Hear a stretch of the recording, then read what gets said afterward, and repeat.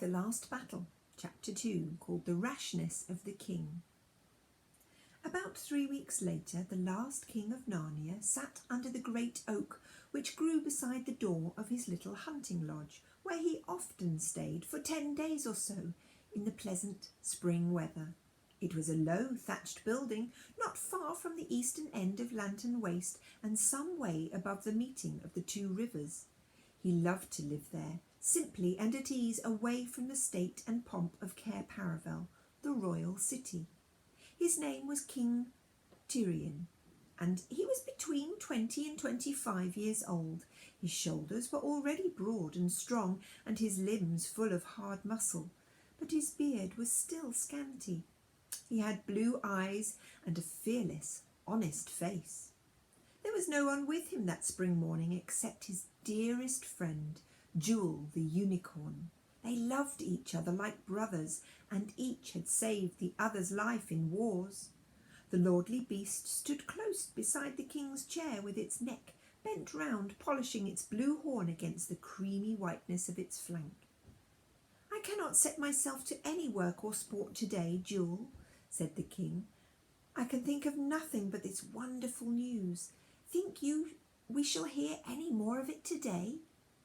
"They are the most wonderful tidings ever heard in our days, or our fathers' or our grandfathers' days, sire," said Jewel, "if they are true."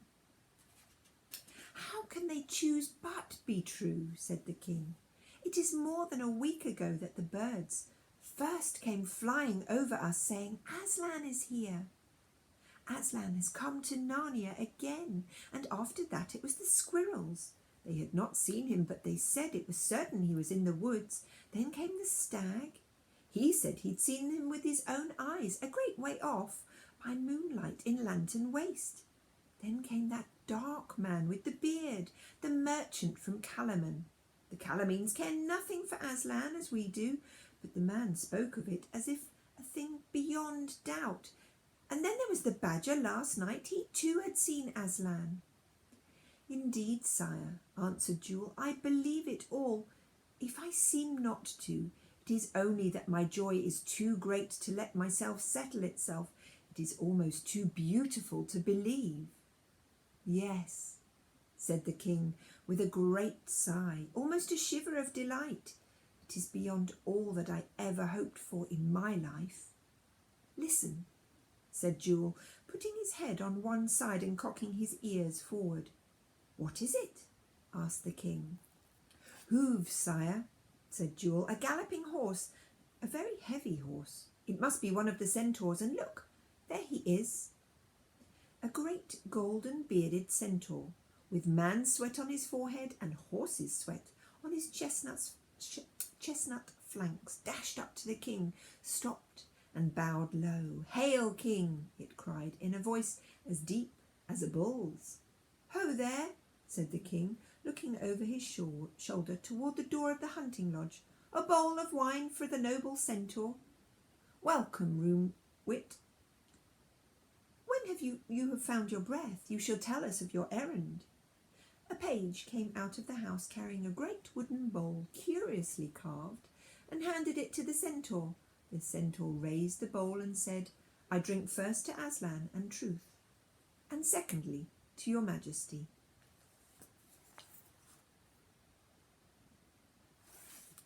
He finished the wine, enough for 6 strong men, at one draught, and handed the empty bowl back to the page. "Now, Roonwit," said the king, "do you bring us more news of Aslan?" Roonwit looked very grave, frowning a little. "Sire," he said, "you know how long I have lived and studied the stars, for we centaurs live longer than you men, and even longer than your kind, unicorn. Never in all my days have I seen such terrible things written in the skies as there have been nightly since this year began. The stars say nothing of the coming of Aslan, nor of peace, nor of joy. I know by my art that there have not been such disastrous conjunctions of the planets for 500 years. It is already in my mind to come and warn your majesty that some great evil hangs over Narnia. But last night the rumour reached me that Aslan is abroad in Narnia. Sire, do not believe this tale. It cannot be. The stars never lie, but men and beasts do. If Aslan were really coming to Narnia, the sky would have foretold it. If he really come, all the most gracious stars would be assembled in his honour. It is all a lie. A lie? Said the king fiercely. What creature in Narnia or all the world would dare to lie on such a matter? And without knowing it, he laid his hand on his sword hilt. That I know not, Lord King, said the centaur, but I know there are liars on earth. There are none among the stars. I wonder, said Jewel, whether Aslan might not come, though all the stars foretold otherwise. He is not a slave of the stars, but the maker. Is it not said in all the old stories that he is not a tame lion? Well said, Jewel, cried the king. Those are the very words, not a tame lion. It comes in many tales. Runewit had just raised his hand and was leaning forward to say something very earnestly to the king when all three of them turned their heads to listen to a wailing sound that was quickly drawing nearer. The wood was so thick to the west of them that they could not see the newcomer yet, but they could hear the words. Woe, woe, woe, called the voice. Woe for my brothers and sisters, woe for the holy trees. The woods are laid to waste, the axe is loosed against us, we are being felled. The great trees are falling, falling, falling. With the last falling, the speaker came into sight. She was like a woman, but so tall that her head was on a level with the centaurs. Yet she was like a tree too. It is hard to explain if you've never seen a dryad, but quite unmistakable once you have. Something different in the colour, the voice and the hair.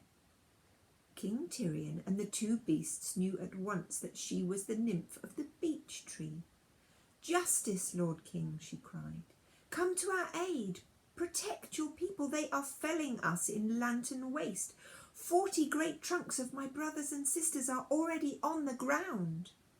What, lady? Felling Lantern Waste? Murdering the talking trees? Cried the king, leaping to his feet and drawing his sword. How dare they? Who dares it?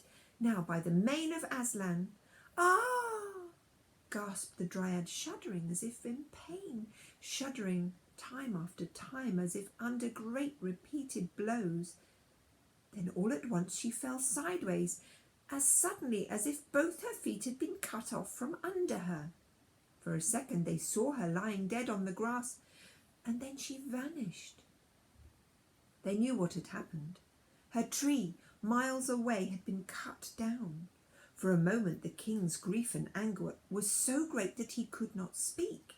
Then he said, Come, friends, we must go up to the river and find the villains who have done this with all the speed we may.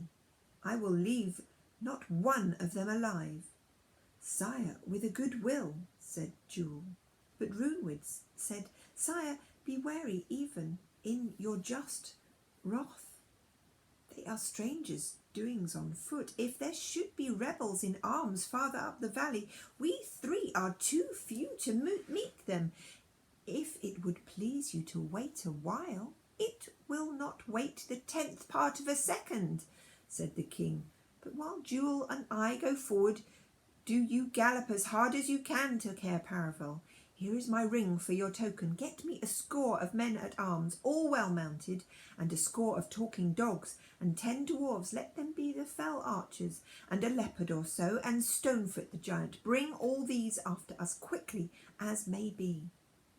With a good will, sire, said Runewit, and at once he turned and galloped eastward down the valley. The king strode on at a great pace, sometimes muttering to himself and sometimes clenching his fist. Jewel walked beside him, saying nothing, so there was no sound between them but the faint jingle of a rich gold chain that hung around the unicorn's neck and the nose of 2 feet and 4 hooves. They soon reached the river and turned up it where there was a grassy road. They had the water on their left and the forest on their right. Soon after that they came to a place where the ground grew rougher and thick wood came down to the water's edge. The road, what there was of it, now ran on the southern bank, and they had to ford the river to reach it.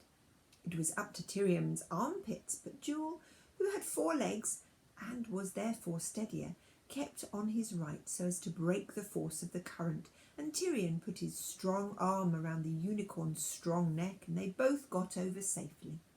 The king was still so angry that he hardly noticed the cold water, but of course he dried his sword very carefully on the shoulder of his cloak, which was the only dry part of him, as soon as they came ashore. They were now going westward, with the river on their right and Lantern Waste straight ahead of them. They had not gone more than a mile when the boat stopped. Both spoke at the same moment. The king said, "What have we here?" And Jewel said, "Look." "It is a raft," said King Tyrion. And so it was. Half a dozen splendid tree trunks, all newly cut and newly lopped off their branches, had been lashed together to make a raft, and were gliding swiftly down the river. On the front of the raft there was a water rat with a pole to steer it. "Hey, water rat, what are you about?" cried the king. "Taking logs down to sell to the Calamines, sire," said the rat, touching his ear as he might have touched his cap, had he had one. "Calamines?" thundered Tyrion. "What do you mean? Who gave orders for these trees to be felled?" The river flows so swiftly at that time of year that the raft had already glided past the king and Jewel, but the water rat looked over his shoulder and shouted, "The lion's orders, sire, Aslan himself." He added something more, but they couldn't hear it. The king and the unicorn stared at one another.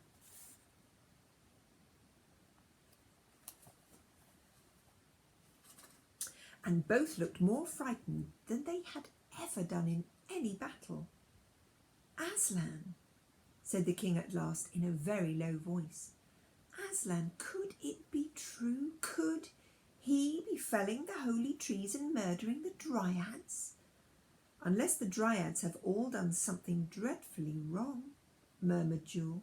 "But selling them to the Calamines," said the king. "Is it possible?" "I don't know," said Jewel miserably. "He's not a tame lion." "Well," said the king at last, "we must go on and take the adventure that comes to us." "It is the only thing left for us to do, sire," said the unicorn. He did not see at the moment how foolish it was for the two of them to go on alone, nor did the king. They were too angry to think clearly, but much evil came of their rashness in the end. Suddenly the king leaned hard on his friend's neck and bowed his head. "Jewel," he said, "what lies before us? Horrible thoughts arise in my heart. If we had died before today, we should have been happy." "Yes," said Jewel, "we have lived too long. The worst thing in the world has come upon us." They stood like that for a minute or two and then went on. Before long they could hear the hack, hack, hack of the axes falling on timber, though they could not see yet because there was a rise of the ground in front of them. When they had reached the top of it, they could see right into Lantern Waste itself. The king's face turned white when he saw it. Right through the middle of the ancient forest, that forest where the trees of gold and silver had once grown out of where a child from our world had planted the tree of protection, a broad lane had already been opened up. It was a hideous lane, like a raw gash in the land, full of muddy ruts where felled trees had been dragged down to the river. There was a great crowd of people at work and crackling of whips and horses tugging and straining as they dragged at the logs. The first thing that struck the king and the unicorn was about half of the people in the crowd were not talking beasts but men. The next thing that these men were, they were not fair-haired men of Narnia. They were dark, bearded men of Calaman, that great and cruel country that lies beyond Archenland, across the desert to the south. There was no reason, of course, why one should not meet a Kellerman or two in Narnia, a merchant or an ambassador, for these days of peace between Narnia and Kellerman. But Tyrion could not understand why there were so many of them, nor why they were cutting down the Narnian forest. He grasped his sword tighter and rolled his cloak around his left arm. They came quickly down among the men. 2 Calormenes were driving a horse which was harnessed to a log. Just as the king reached them, the log had got stuck in a bad muddy place. "Get on, son of sloth! Pull, you lazy pig!" cried the Calormenes, cracking their whips. The horse was already straining as hard as he could. His eyes were red. He was covered with foam. "Work, lazy brute!" shouted one of the Calormenes, and as he spoke he struck the horse savagely with his whip. It was then the really dreadful thing happened. Up until now, Tyrion had taken it for granted that the horse which the Calormenes were driving were their own horses, dumb, witless animals like the horses of our own world, and though he hated to see even a dumb horse overdriven, he was of course thinking more about the murder of the trees. It had never crossed his mind that anyone would dare to harness one of the free, talking horses of Narnia, much less to use a whip on it. But as that savage blow fell, the horse reared up and said, half screaming, "Fool and tyrant, do you not see I am doing all I can?" When Tyrion knew that the horse was one of his own Narnians, there came over him and over Jules such a rage that they did not know what they were doing. The king's sword went up, the unicorn's horn went down. They rushed forward together. Next moment both the Calormenes lay dead, the one beheaded by Tyrion's sword and the other gored through the heart by Jules' horn. And that's the end of the chapter.